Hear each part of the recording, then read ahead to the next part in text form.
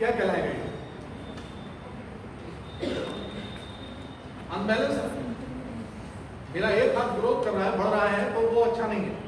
मजा ये है कि जिस तरह से मेरा हाथ बढ़ रहा है उसी अनुपात में मेरे शरीर के सारे हिस्से बढ़ रहे हैं, वो ग्रोथ कहलाएगी। तो लाइफ के इस पांचों एरिया में अगर किसी एक एरिया में भी आप ज्यादा एक्सटेंड कर रहे हो, इसका मतलब कि आप बैलेंस नहीं रख पा रहे, तो आपको बैलेंस रखना चाहिए। बैलेंस रखने के लिए आपका काम करता है कम्युनिकेशन। ये कम्युनिकेशन आप दो तरह से करते हैं। एक, आप आउटर वर्ल्ड से, आप समाज में बात करते हैं, लोगों से, दूसरों से, जो डिपेंड करता है आपकी सोसाइटी पे और आपकी पोजीशन पे, क्या आप किस पोजीशन में हो, किस समाज में हो, किन लोगों के बीच में हो, और कैसी आप समाज से प्रतिष्ठा पा रहे हो। आपका कम्युनिकेशन ही आपको वहां पर जगह बनाने की जगह देता है। दूसरा कम्युनिकेशन होता है आपका अपने से, सेल्फ से। आप खुद से कैसे बात करते हैं, ये डिपेंड करता है आपकी अपनी सेल्फ इमेज पे। ये बताता है कि आप इस वक्त डिप्रेशन में हो, गुस्से में हो, एंग्जाइटी में हो, प्लेफुल हो, जॉयफुल हो, एनर्जीफुल हो, क्या कह सकते हैं। क्योंकि जिस तरह से आप खुद से बात कर रहे होगे यकीनन आप वैसे ही हो। और ये कम्युनिकेशन हर वक्त चल रहा होगा, हर मोमेंट चल रहा होगा। आपने जब से सबसे पहले मुझे देखा, आपका एक कम्युनिकेशन अपने से स्टार्ट हो गया। हाँ, कुछ मिलेगा, कुछ नहीं मिलेगा। अच्छा, ये क्या होगा, कैसा होगा, किधर होगा, ये कम्युनिकेशन हर वक्त चल रहा होता है। और अगर ये कम्युनिकेशन आपका हेल्दी होता है, स्मूथ होता है, अच्छा होता है, तो यकीनन आपकी बॉडी भी चेंज करती है। क्योंकि न्यूरोलॉजी और फिजियोलॉजी दोनों एक साथ कनेक्ट हैं और जुड़े हुए हैं। और जैसे ही आपने थोड़ा सा चेंज करा, चीज बदल गई।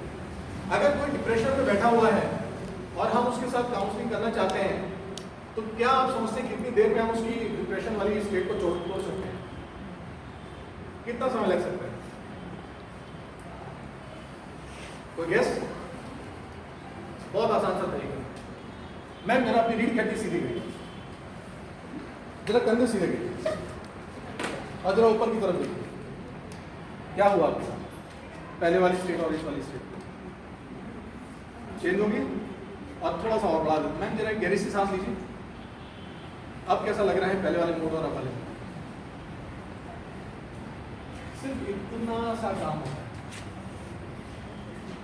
न्यूरो में है, फिजियोलॉजी दिखेगा, और फिजियोलॉजी चेंज कर दो तो न्यूरो में पट सकते हैं। हमने एक छोटा सा काम करा, उनकी फिजियोलॉजी को चेंज कर। जैसे ही फिजियोलॉजी को चेंज करा, स्पाइन की जो दिमाग से जुड़ी हुई है, तुरंत उसको एक एड्रेस पता कुछ होने वाला है। और जहाँ इन्होंने गहरी सांस ली तो और चेंज हुई। क्योंकि आप जो भी सांस इंटेक करते हो उसका 70% हिस्सा सिर्फ और सिर्फ आपके दिमाग को चाहिए। और ज्यादा जाना है, जरा एक बार नाक बंद कर दीजिए, सांस बंद करिए। सबसे पहले कहाँ असर होता है? दिमाग फटने लगता है, उसको हवा चाहिए। तो आप सबसे पहला काम होता है इंटेक, सांस। जैसे ही आपने सांस लिया, रिलीज होना शुरू। और अगर आप अध्यात्म में भी जाएंगे तो वहां भी बताया गया है कि जितनी भी चीजें आप बैड थिंग्स हो, आप गहरी सांसें लें। तो गहरी सांसें जब यहाँ पे जाती हैं, स्टोर होती हैं, वो सारा कंट्रीब्यूट होता है एयर में, और वो जो आप छोड़ते हैं वो बाहर निकलते हैं और आप हल्का महसूस करते हैं। इतना आसान। This is called NLP, neuro linguistic programming. अपनी ब्रेन की लैंग्वेज को प्रोग्राम करें। आप जैसा प्रोग्राम कर देंगे वैसा ही आपका ब्रेन काम करने लगेगा। याद करिए, आप लोगों को मैंने लास्ट टाइम आते हुए एक बार सलाम कहा था, किस तरह से? बोंजो, कोमोसावा। नहीं आया? क्यों नहीं आया? क्योंकि मैंने आपसे फ्रेंच भाषा में बोला हेलो, हाउ आर यू। कोई रिस्पॉन्स नहीं आया क्योंकि मैंने आपसे आपकी भाषा में बात की। लेकिन अगर मैं आपसे आपकी भाषा में कह रहा हूँ हेलो, हेलो, रिस्पॉन्स आ रहा है। और अगर हमें दिमाग की भाषा नहीं पता और हम बात कर रहे होते हैं, दिमाग कहता है क्या कह रहे हो क्योंकि उसके पास अपना दिमाग नहीं है। वो हमारी जो चीजें हैं, जिस तरह से हम परसीव करते हैं, उस बेस पे लेता है और तब वो आगे काम करता है। इसी वजह से आज की डेट में हर पर्सन, आप मेडिकल के लाइन में कहीं भी चले जाइए, एक भी व्यक्ति आपको हेल्दी नहीं मिलेगा। एक भी व्यक्ति। मेडिकल साइंस ने ये प्रूव कर रखा है। ट्रेमेंडस मेडिकल साइंस ने ग्रोथ करी कि आज की डेट में उनको एक भी स्वस्थ आदमी नहीं मिलता। आप रिपोर्ट चेक करा लो, एक हेल्दी से हेल्दी आदमी अगर कहीं खड़ा हो जाए तो कहीं भी आप देखिए आपकी बॉडी के हार्मोन्स हर वक्त चेंज हो रहे होते हैं, फ्लोट होते हैं। आप जिस दिन उबला हुआ खाना खाओ, देखो आपकी बॉडी चेंज हो जाएगी। जिस दिन ऑयली खाओ, चेंज हो जाएगा, और आपकी रीडिंग हर बार ऊपर नीचे ऊपर नीचे ऊपर नीचे ऊपर नीचे। अभी ब्लड प्रेशर लेंगे तो कुछ और आएगा, आधे घंटे बाद ब्लड प्रेशर लेंगे कुछ और आ रहा होगा, क्योंकि वो किस बात पे चल रहा होगा कि आप किस स्टेट में हैं। अगर आप जॉयफुल हैं, अच्छे मोमेंट में हैं, आपकी रीडिंग बहुत अच्छी आएंगी, और अगर आप इससे थोड़ा सा भी चेंज हो गए तो चेंज आने लगेंगे। मैं आपसे मुलाकात कराना चाहूँगा, हमारे साथ आगे विभा भाई जी हैं। ये हमारे फॉरगिवनेस फाउंडेशन के वाइस प्रेसिडेंट हैं।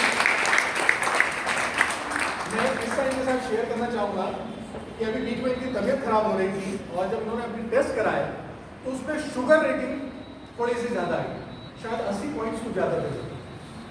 तो डॉक्टर ने इनको शुगर के लिए दवाइयाँ दे दी, लिख दी। इन्होंने जैसे डिस्कस करा, बताया, मैंने कहा ये रेटिंग्स ऊपर नीचे होती हैं तो कोई बात नहीं, आज शुगर आई है कल हो सकता नहीं आएगी। तो उन्होंने भी कहा कि डॉक्टर ने कहा है कि अच्छा ऐसा करिए, पूरी दवाई नहीं खाना, लेकिन आधी गोली खाते रहो, अब दिन में 2 बार खाते रहो या 3 बार, मतलब एक बार शुरू तो कर दो आप, तो आपको एक बिलीफ मिल जाएगा, यू आर नाउ डायबिटिक। और एक बार आपको बिलीफ मिल गया डायबिटिक, तो फिर हम वही काम करेंगे जैसा हम डायबिटीज में करेंगे। तो मैंने उनसे रिक्वेस्ट करी कि आप प्लीज ऐसा करिए, दवाई को उसमें रहने दीजिए, और उसके बाद आप अपनी लाइफस्टाइल को थोड़ा सा चेंज करें, आपके सोचने के तरीके पे, खाने पीने पे, चलने फिरने पे। और उसके बाद उन्होंने जब दोबारा रिपोर्ट ली तो ब्लड शुगर में हम लोग की कहीं ना कहीं ऊपर नीचे होता रहता है, वो आप किसी भी समय करा लो, क्योंकि अब वो हमारी लैब रिपोर्ट है, वो सर्टिफाइड है। तो हाँ जी, अब तो बीमार है, तो अब बीमार है तो फिर क्या बात है। और उस पर भी एक जोड़ दिया जाता है, अब तो एज हो गई है, इस एज में तो होता ही बीमार। तो ना चाहते हुए भी जो स्वस्थ आदमी होता है उसे सोचते हैं क्या बात है, मेरे बुढ़ापे के साथ कोई दिक्कत है क्या, मुझे कोई बीमारी क्यों नहीं मिल रही है, देयर इज समथिंग इशू।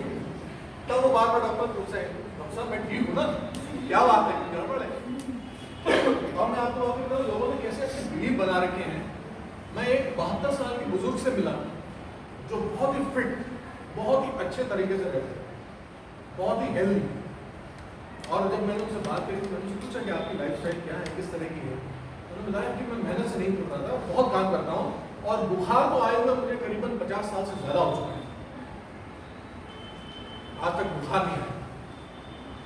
और मैंने अपने परिवार वालों से कह रखा है कि जिस दिन मुझे बुखार आए समझ लेना मैं खत्म, जाने वाला।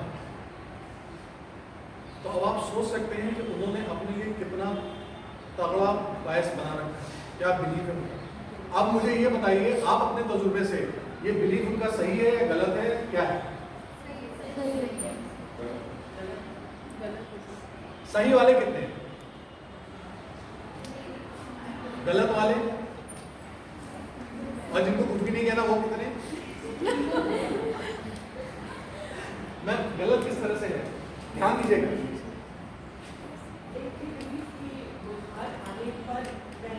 जी